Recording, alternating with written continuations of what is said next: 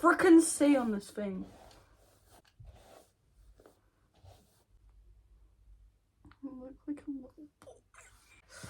So, what I learned today was how to write an essay. Like, for my 6 years of being at that school, I've never, ever, ever learned how to do an essay. I finally learned. How to do an essay and write it. I actually wrote two. And then I went into school and I asked my friend Mia, and I said, Mia, I wrote my essays. Are you proud? And she went, mm-hmm. What do you mean? Mm-hmm. What do you mean? Mm-hmm. Like, I've lived in this school for 6 years and your response is, mm-hmm. I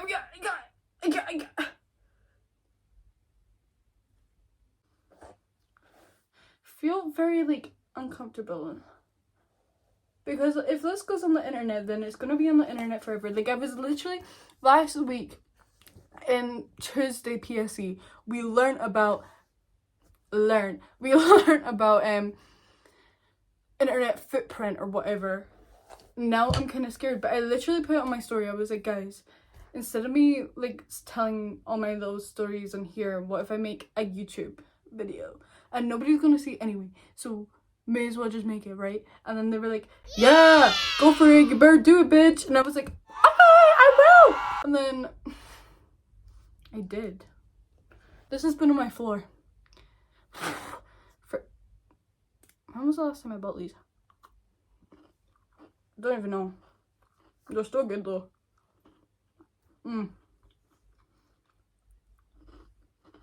Well, if I go get ASMR.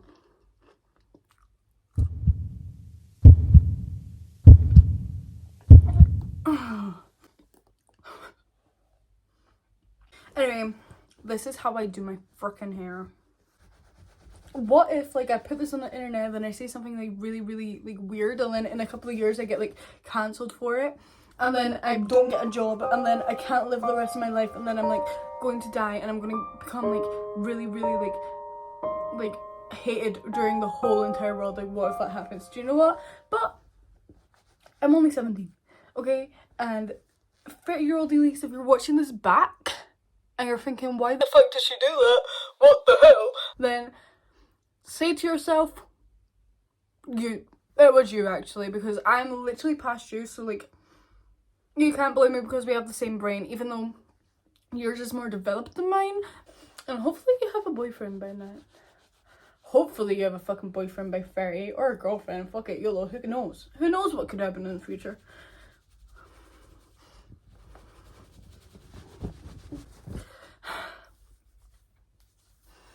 Like, who actually knows what could happen in the future? Like, do you know what? This is what this video is going to be like. Dear Elise, in 13 years, what are you doing now? Are you a forensic psychologist? Because you've been at college for 2 years now, learning about it. So, like, how are you not? If you aren't, then how are you not a forensic psychologist? Yeah.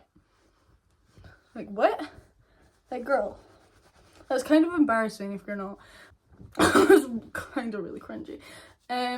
How's life? Did you move out? Are you still at home? If you're still at home, that's even worse. Like, if you're still at home living with your mummy and daddy, I bloody well hope not. Oh my god. Actually, no hate to anyone that still lives at home at 30. My auntie lives at home at 30. But she has a full-grown kid, so who can blame her? And my grandma's literally the sweetest person on earth, even though she talks mad shit about everyone, and that's why we love her. I always go to her house and I'm like, Grandma, guess what happened to me today? And then she's like, oh, Elise. This is exactly how she talks. She goes, oh, Elise, tell me what's happened. I need to know. And I go, Grandma, just you wait. And then I tell her about the boy I'm speaking to, the boy of the week I'm speaking to, but I don't do that anymore.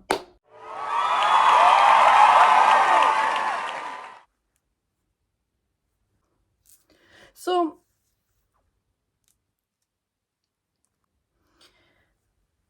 do people actually like the school they go to, or are they just faking it so they can get passed through school? That's what my mum told me to do. She said, fake it till you make it, Elise. All you have to do is go in there, get what you need and leave. Like, that's it. Go home, have a sleep, come back and do it all again the next day. That's all you need to do. And I took that literally. Like, I went into school believing that the only thing I can do is get an education and leave. But no, there's a lot more to it. There's people in the school of all different years talking and chatting and knowing you, and you get a lot of connections for a school. And if you're doing a club, then you become a bit of a clique, you could say. And I thought that was an American thing. Oh, fuck no. Like, there is a clique. Like, people have groups. Like, and you might think that they don't, but they do. Like, they do. And I feel shan, because I don't really have a group. So I'm kind of in the backhand, like, watching it all come and done, all of it unfold, all the drama. And if you have drama, like, there's loads of times where I had drama and it became known, bro. It became known. But school also gave me a chance to, like, understand, like,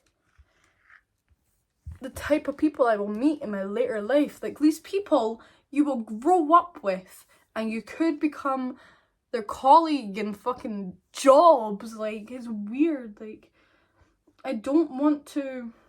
You think, like, you'll never see these people again, but honestly, you will. You will. And everybody believes that they will never see people that they grew up with.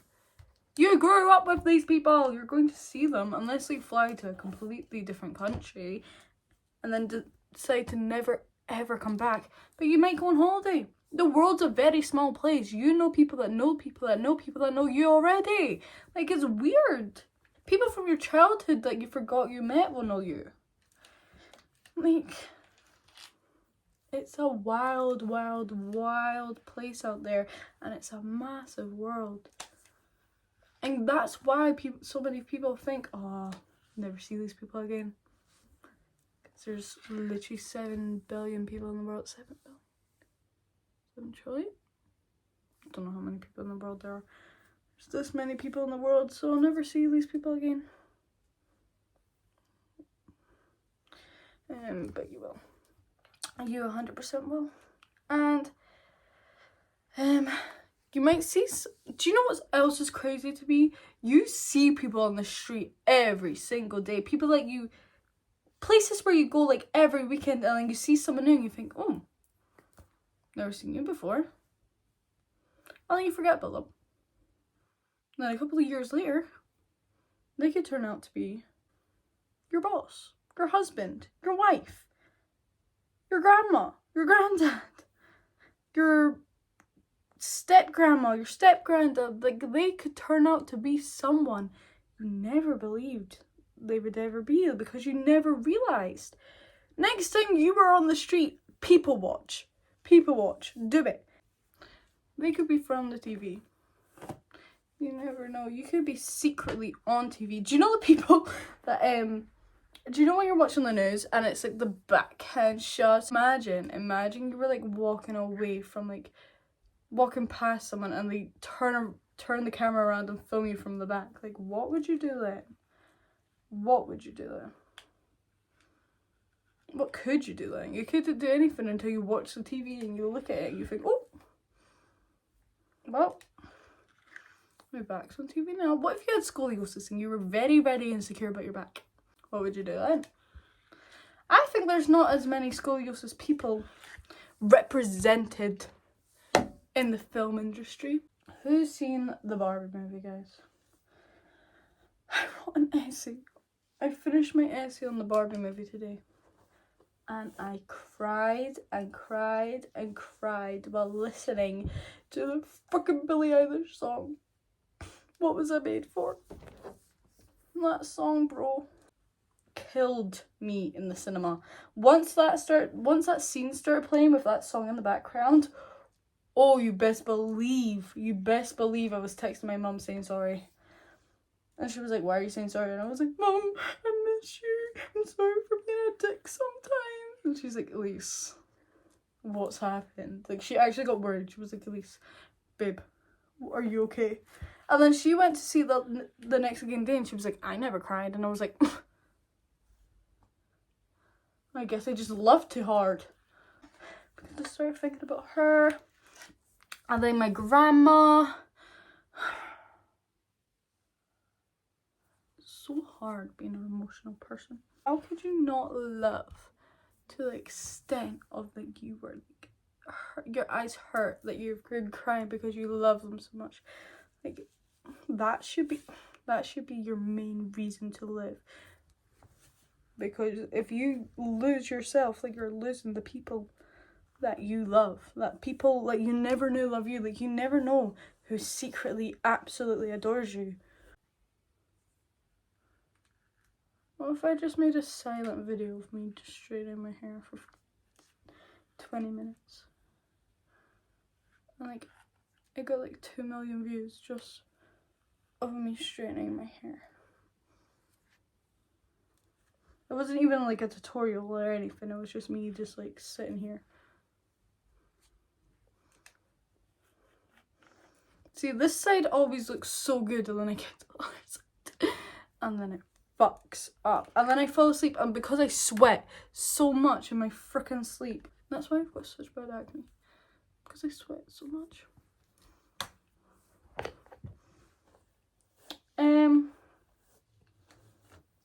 I feel like I speak better when something's happened, and nothing's really happened to me. Oh my god, wait, no, something did happen to me. I literally fell off my horse. I fell off my frickin' horse, and not my horse, but I was at a group lesson and I was riding and I thought I looked so good. If you ride horses, you understand the feeling of you're riding and someone takes a video of you and you feel like you look so good and you look so great, but you actually are like so far forward that you look like you're about to fall off the whole entire time. And it's really embarrassing because you can't post it anywhere because people think you're a bad rider, but secretly you know you're not a bad rider, but secretly you are, because you don't know how to fucking sit on a horse.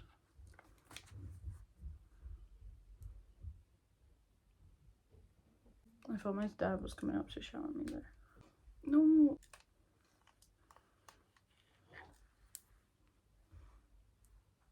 I don't know how to straighten the side of my hair.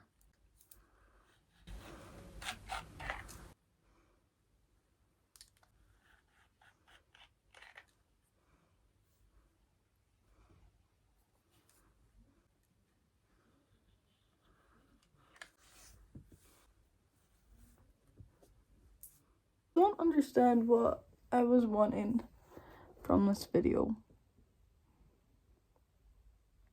The only reason I made this video was because I felt like I talked on my story too much, so I started thinking maybe I should just make a video and post it on YouTube and look back on it in a couple of months, weeks, days, years. But let's be honest, I'll probably be embarrassed in a day or two, or someone will pick on me and then I'll delete it, so who knows. I'll see you all later. Bye guys. Love you.